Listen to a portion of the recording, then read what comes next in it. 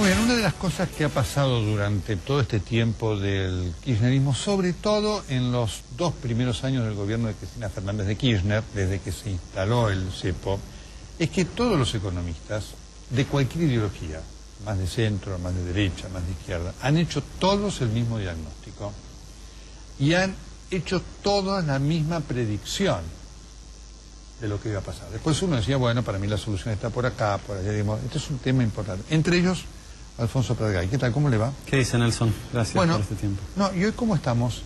Estas medidas, desde el punto de vista más allá de los cambios de forma, ¿significan algo desde el punto de vista económico o no? Mire, Nelson, hasta ahora la única medida que han anunciado es la de ponerle un impuesto a los autos de alta gama. No entiendo cómo eso va a resolver el problema. Por supuesto que hay una situación muy particular que con este esquema cambiario el gobierno termina subsidiando a los que más tienen, ¿no? Le regala el 40% del auto de alta gama al que se lo quiere comprar, le regala los viajes al exterior. Pero esto no lo vamos a resolver con un impuesto interno a estos autos y a estas motos, ¿no? Me parece que lo que está haciendo el gobierno es afirmar la postura de que no hay nada para cambiar, de que hay que profundizar el modelo. Y obviamente que este modelo no funciona hace rato, ¿no? Usted decía, Nelson, desde el inicio de la primera gestión de Cristina, todas las variables están para abajo, ¿no? No solamente reservas, con la inflación por supuesto para arriba. Pero ¿cómo puede ser que la pobreza sigue siendo la misma que la que había cuando asumió Cristina? A pesar de algunas medidas como la asignación por hijo, a pesar de la presión, la recaudación tributaria récord que tiene este gobierno, a pesar de algunos años de crecimiento, seguimos prácticamente con los mismos déficits y con algunos nuevos, ¿no? Ahora van a hablar de energía, el tema de la inflación no se resuelve, y lo único que escuchamos de Kicillof es acá no va a haber ninguna medida, acá va a haber continuidad y va a haber más de lo mismo. ¿Por qué cree usted que el gobierno no se decide, después de haber hecho esos cambios, a enfrentar el problema de la inflación, que finalmente también le complica la gestión, ¿no? Y yo creo que tiene una dificultad casi imposible de resolver, Nelson, porque es un gobierno que hace 6 años nos viene diciendo que no hay inflación, que nos viene diciendo lo del INDEC. Usted preguntaba, ¿hay algún cambio? Un cambio muy palpable hubiera sido sacar a toda la cúpula del INDEC y poner en su lugar a los que echó la intervención de Moreno. Pero de eso no hemos visto absolutamente nada, ¿no? Entonces, no se lo tengo que explicar a usted que es médico. Si las herramientas con las que se hace el diagnóstico, la tomografía, el análisis de sangre, está todo adulterado, bueno, usted con ese diagnóstico no puede hacer nada, ¿no? Y eso es un poco lo que le pasa al gobierno, ¿no? Tiene el diagnóstico adulterado y entonces tiene que seguir haciendo lo mismo porque no tiene más remedio, no tiene más salida dentro del relato. Es decir, para usted la salida de Moreno entonces no significa nada profundo en relación a enfrentar esos problemas de raíz. No, pues me parece que lo que tenemos que ver son cambios en las medidas y cambios en los modelos, no en las personas o en los nombres, ¿no? Ha habido sí un cambio importante, que es este preacuerdo con Repsol. Ahora, ahí también hay que analizar a fondo la cuestión, ¿no? Porque a nosotros nos dijeron que a Repsol no se le iba a dar un peso, que había pasivos ambientales. Debido dijo que cada provincia iba a ser el arquero de los pasivos ambientales. Kicillof dijo que iba a haber una auditoría interna porque hasta que no lo dejaran entrar a la empresa no sabían lo que había dentro. Nunca vimos esa auditoría, nunca vimos un número del Tribunal de Casación. Ahora resulta que es el gobierno argentino el que negocia con Repsol sin informar al Congreso. Y lo que es más grave, a mi modo de ver las cosas, Nelson, es que lo que se le quiere pagar a Repsol es más de lo que valía esa participación de Repsol en YPF al momento de la nacionalización. Mire usted, qué cosa, más allá de lo que después hable con los secretarios de Energía, desde el punto de vista macropolítico, lo que busca el gobierno, que es inversiones extranjeras, ¿con esto alcanza? Vamos a ver, es un primer paso, sin ninguna duda. A mi modo de ver las cosas es un triunfo de Galucho, no hay ninguna duda con eso. Yo creo que Repsol y Galucho son los principales vencedores de esta postura. Yo lo que imagino es que el gobierno quiere poner, emprolijar la situación de YPF para que YPF sea el vehículo a través del cual va a colocar deuda en el exterior con el pretexto de que lo necesita para las inversiones petroleras pero con el objetivo de obtener los dólares que no obtiene de otra manera. O sea, el gobierno se va a endeudar a través de YPF. Así es, así es. Ajá. Yo creo que eso no está mal, no hay más remedio que hacerlo. Galucho apenas asumió, dijo que si no estaba resuelta la situación legal de la expropiación y de Repsol, no había manera de atraer inversores. Eso es lo que le dijo también Chevron, por eso el acuerdo con Chevron todavía es confidencial. Esto sin duda que es la manera de limpiar un poco esa pizarra para poder avanzar. Pero, insisto, todo el procedimiento de la nacionalización de YPF fue un procedimiento que ahora termina de mostrarse todas las contradicciones que tuvo el gobierno, que son las contradicciones que ha tenido, lo van a explicar seguramente sus otros invitados mucho mejor que yo, toda la política energética del kirchnerismo del 2013 en adelante. ¿Qué proyección tiene usted para la inflación del año que viene? Digo porque el gobierno, más allá de que no lo dice, está buscando poner un techo, ¿no es cierto?, del 20-22% ante una presión salarial muy fuerte para el año que viene y también para este fin de año.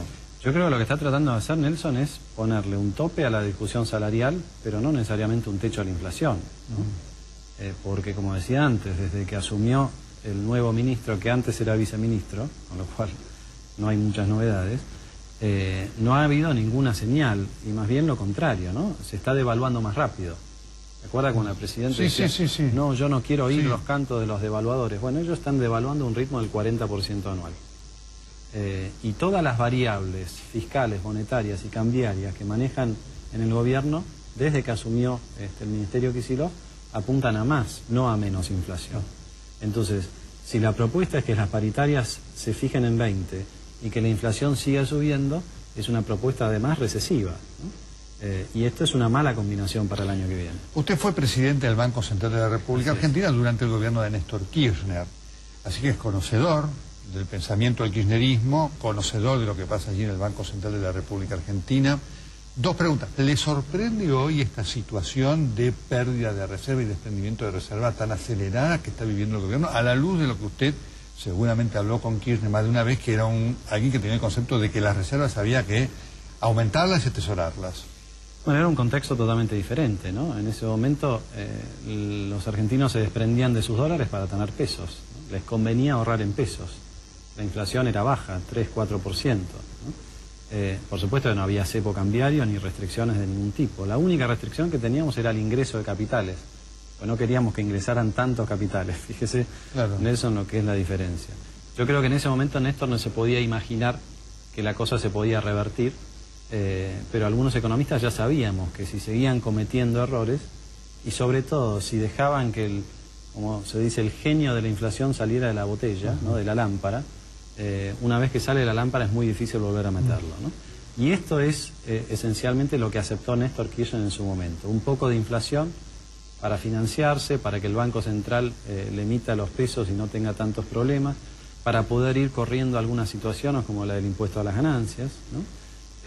Y bueno, ahora estamos pagando los costos de esa decisión de dejar que la inflación se vaya metiendo en todos los órdenes de la vida, ¿no? A la luz de esta situación, esta pérdida del Banco Central de la República Argentina, que ha juntado en el último mes 1.000 millones de dólares, y si uno la proyecta, deja en cero. ¿Usted la ve en vías de disminución, de tener un freno, de tener una barrera? Yo creo que hasta ahora el gobierno no ha hecho nada para frenarla. La única estrategia que está haciendo es acelerando el ritmo de devaluación, como si eso fuera a resolver el problema, ¿no? Como yo le decía antes, eso tiene una consecuencia en la inflación y también tiene una consecuencia en la oferta de dólares, Nelson, porque si yo soy exportador y veo que el tipo de cambio oficial sube cada vez más rápido, bueno, voy a esperar un poco antes de vender, ¿no? Y lo único que ha intentado el gobierno es tratar de que no compren dólares, pero yo creo que lo que habría que hacer es tratar de que todos esos dólares que puede producir Argentina se vuelquen al mercado. Yo le voy a dar un dato nomás. A ver. Si las reservas de Argentina hubieran evolucionado desde el 2005 en adelante, como lo hicieron las de Brasil y las de Uruguay, somos socios comerciales, claro, Mercosur y demás, hoy habría 100.000 millones de dólares más. 100.000 más. O sea, serían 130.000 en el Banco Central.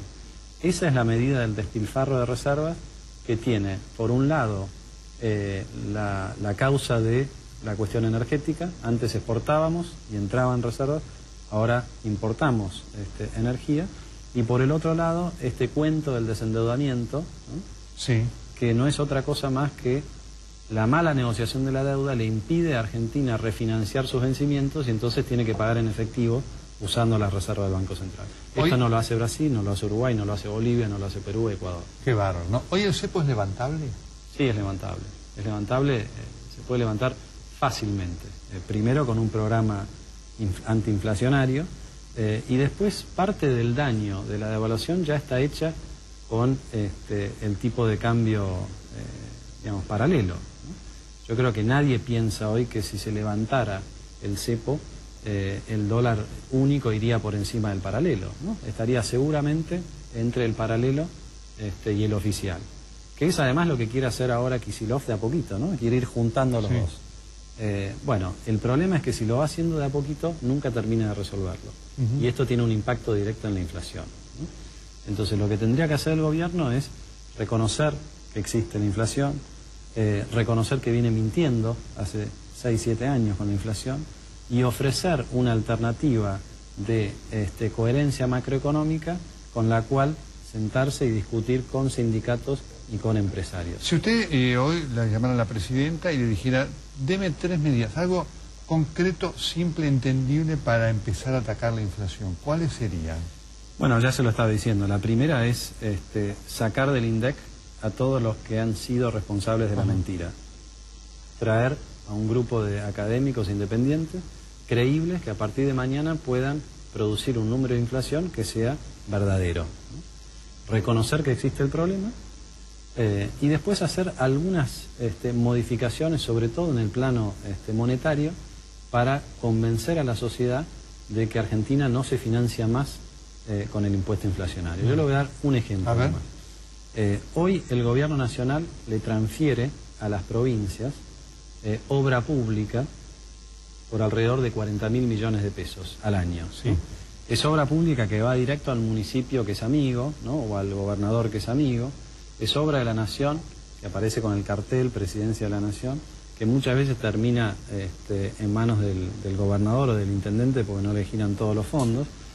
Y en la mayoría de los casos esa es obra pública más bien electoral, que busca un impacto directo, pero que no tiene una consecuencia o un impacto productivo, ¿no? Argentina podría reemplazar eso de dos maneras. Primero, en vez de que sea la obra pública actual de cosmética preelectoral del gobierno, que sea un programa de infraestructura nacional, vial, ferroviaria, portuaria, a largo plazo, ¿no? Con eso mejoraría las economías regionales, la competitividad, el acceso a los distintos pueblos del interior, ¿no? Cosa que no se ha hecho en los últimos, yo diría, 15 años. Sí.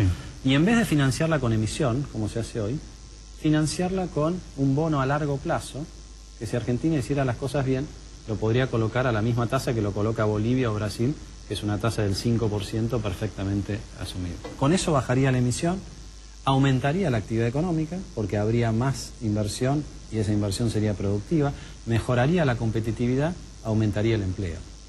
Y en este marco, por supuesto, uno hace el análisis macro y quien nos está escuchando dice, miren, obviamente, más allá de entenderlo un poco más, un poco menos, lo que yo vivo es lo que me pasa todos los días con los productos, cuando voy al supermercado, los productos de primera necesidad, los alimentos que están disparados.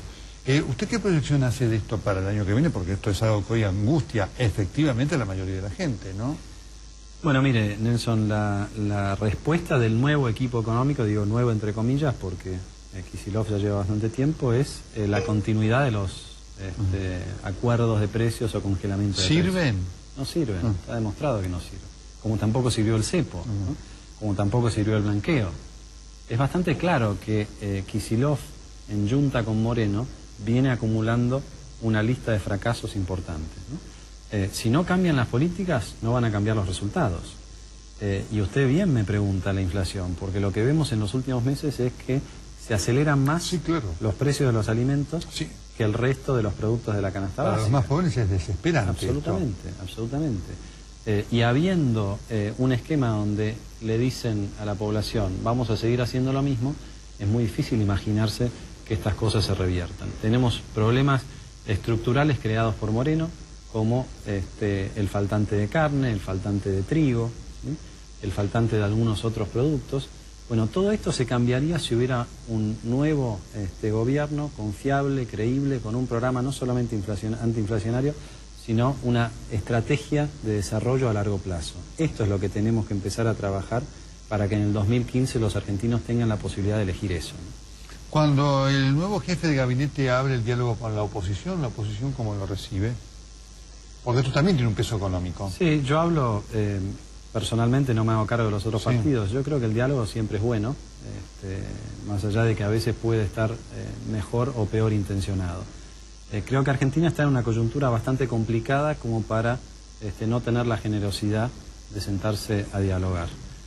Y si hay vocación del jefe de gabinete de tener un diálogo productivo, no solamente para la foto, sino para el intercambio de ideas, yo creo que la oposición tiene que estar dispuesta a ofrecer esas ideas. Creo que el ámbito para hacerlo es el Congreso de la Nación, pero creo que tampoco están dadas todavía las condiciones como para que eso sea fructífero, ¿Por qué? Nelson, porque, y lo vemos por ejemplo en la sesión de ayer, el oficialismo tiene la mayoría, no está dispuesto a cambiar prácticamente nada de ninguno de los proyectos, solamente empuja los proyectos que le interesan a ellos y en un trámite express. Entonces, si la cristalización del diálogo va a ser la tiranía de los números, entonces más vale que no arranquemos con el diálogo. Pero yo siempre prefiero esperar que esto puede cambiar y siempre prefiero apostar a que en una discusión donde se intercambien las ideas pueda surgir algo positivo. Alfonso Pratcay, muchas gracias. Gracias a usted, Nelson. Ya venimos con el tema YPF, el tema energético, tema clave del presente y del futuro de la Argentina.